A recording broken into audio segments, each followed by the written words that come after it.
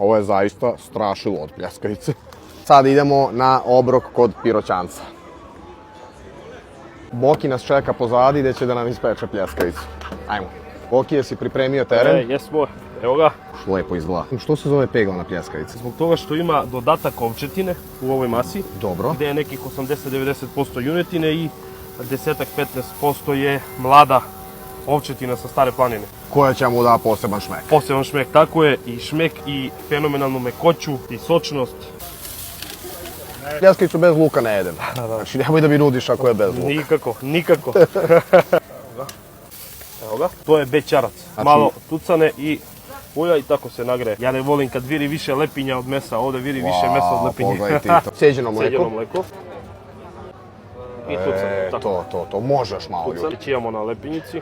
Neka. Prijatno, uživajte. Hvala. Kao u staro dobra vremena, instalirali smo se ovdje na ovom zidiću. Stavio mi je dobrano ljute tucane, sjeđeno mleko, luk. Ovo je monstruozno dobro. Ovo je kako je rozikasta iznutra.